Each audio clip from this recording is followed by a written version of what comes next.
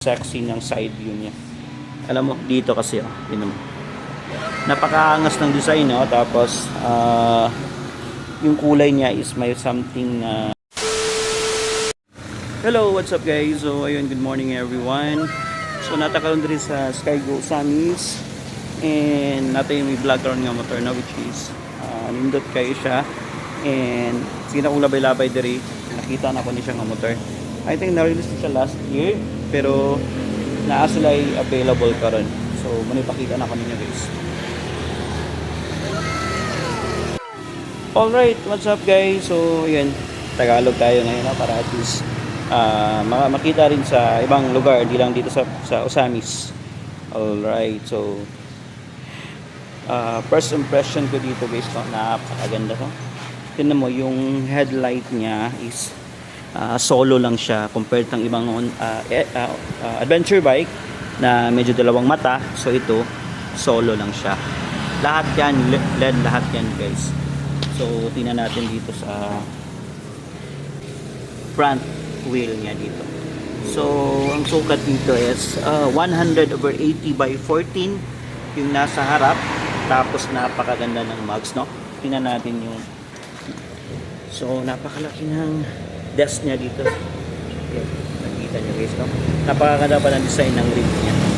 So this is 14 yung size niya, 100/80 by 40. Alright, so dito naman sa gilid guys, kita natin. Alright, and ito yung adjustable windshield niya. So nakita natin sa montage. Alright, so dito naman of course sa lahat ng adventure bike, so naka naked handlebar yun na to. So kita natin yan. Right, may horn, lahat, high and low, fast switch. Tapos yung panel gauge is fully digital, so wala nang analog. Alright, dito naman sa kabila, start, signal light, tapos may automatic engine switch din siya. Alright, dito naman sa brake lever niya dito. Alright. So, alam niyo guys, no? Pag handlebar, pag naked siya, napaka-sexy talaga, no? Alright, so napakaganda talaga ng motor. Lalo pat makita nito personal ito dito sa store nila sa Skygo. Alright. So, ito naman yung susi. So, di susi siya, hindi siya keyless, pero may lock siya. Alright. So, tingnan naman natin yung U-box niya. Kasi ang gusto ng iba, mas malaking U-box, mas malaking malalagyan, and mas maganda sa mga long ride. Alright, so kita nyo naman dito guys, napakalaki. Alright guys, so ito yung KPB 150. Alright, so yun natin yung i-walk to review natin guys. So papakita ko sa inyo kung gaano kaganda tong motor na to. Once again, KPB 150. Alright. Alright, so napakalaki ng compartment niya sa U-box niya guys, no?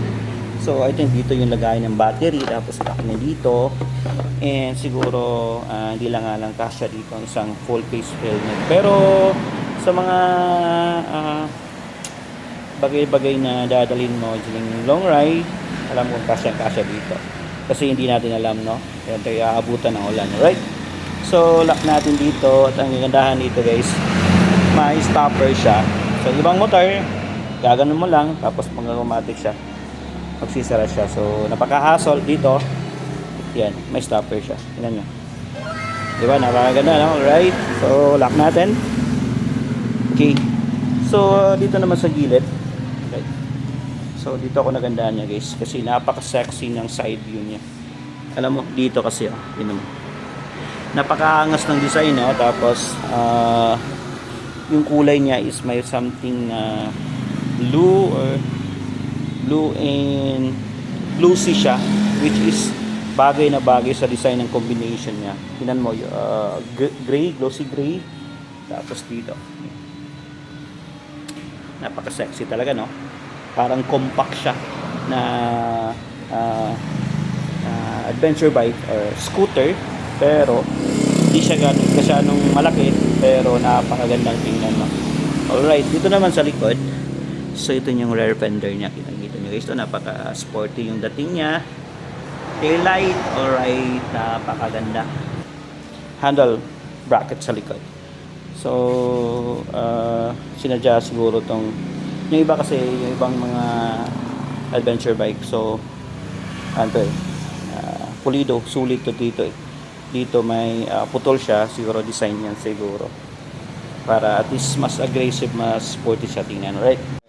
So, sa bangko niya guys, of course, medyo malapad siya ng konti. Pero sakto-sakto lang siya. Tapos, sa lambot, okay din naman. Tapos, yung cover niya, hindi siya madulas.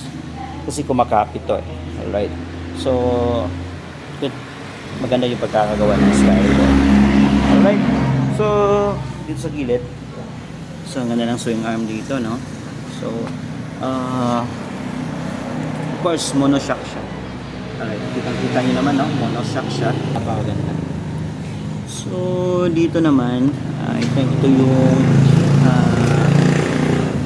cooler, or I think this is liquid cool. So, ayun, kita-kita naman yung radiator, diba? Alright, so sa mga long ride yan, hindi na basta-basta umiinit yan. Tapos, may rear fender pa na support dito sa rear na gulong, no? Tapos, mayroon din dito sa loob. Alright. So, ay, tingnan natin yung sukat dito sa ito. 120/70 by 14. So, front and rear wheels, same lang yung size ng mags niya. Right? 14. So, malaki siya, di ba? Right, pakita natin yung gilid. Alright. Ito yung gilid niya, guys, no? So, lipot na natin kasi nga walkthrough review to. Pakita ko na lahat. Alright.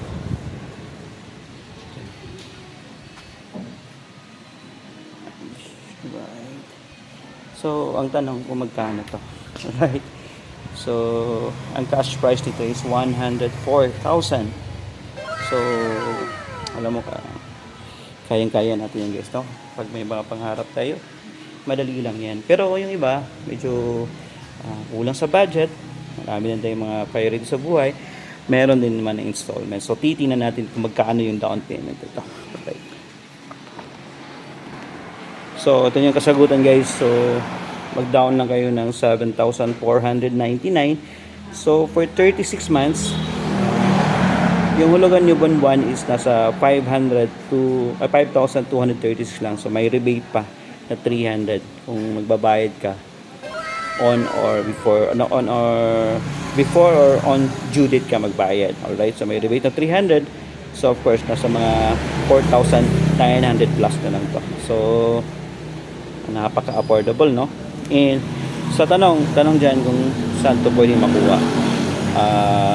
Any branch ng Skygo. Kung dito naman kayo sa Osamis, by the way, shout out din sa Motostar Riders team dito sa Osamis City. Ride safe tayo mga pups, especially sa mga incoming na mga endurance sa Dipolog. Alright, so ride safe tayo mga pups. So, yun nga sinasabi ko, saan to pwede makuha? Any Skygo branch. Pero kung dito kayo sa Osamis, madali lang tong guys, no? Nasa Circumferential Road going to Agora. So yung physical store niya dito is madali lang talaga siyang guys, puntahan. So kung nandito lang kayo sa Osamis City, alright, bisitahin nyo na at tingnan nyo yung unit na to. Napakaganda. Ito yung sinasabi ko, naghahanap kayo ng mga adventure bike na swak sa budget. So para sa akin, swak to, saktong-sakto to guys, no? Napaka-compact siya, napakaganda, hindi masyadong malaki, maliit lang. And then sa power naman, which is 150cc. And then sa fuel consumption, this is fuel injected. Alright, napakaganda. So mag-down lang kayo ng 7 plus. Tapos buwan-buwan, mag-monthly lang kayo ng mga, kung makuha nyo yung rebate, so mga 4,900 plus lang, no? So, right, sa mga gustong makita to personally, puntahan nyo dito sa Osamis Skygo branch, no? Tapos, kung gusto nyo magtanong sa detail talaga ng installment nito, so, may mga staff naman mag-a-assist dito. Alright. And hanggang dito na lang guys, no. So salamat sa pagsuporta, and by the way, sa mga bago dyan, please don't forget to like, share, and subscribe sa YouTube channel ko and sa Facebook page, Team Katools, alright? Sana po tuloy na tayo yung suporta, no? Sa mga rider dyan, yeah, ride safe always, no? So sad to say, insurance kapon, man of steel. So may nangyaring disgrasya. So alam naman natin talaga, hindi natin alam kung ano talaga mangyayari sa atin, no? Kaya nga sinasabi ko sa inyo guys, sa lahat ng rider, ingat lang tayo palagi. So yung palagi natin iisipin yung pamilya natin, di ba? Alright. Yun naman talaga yung importante. And sa upcoming endurance ride sa Dipolog, lahat ride safe always. Alright guys, thank you and God bless.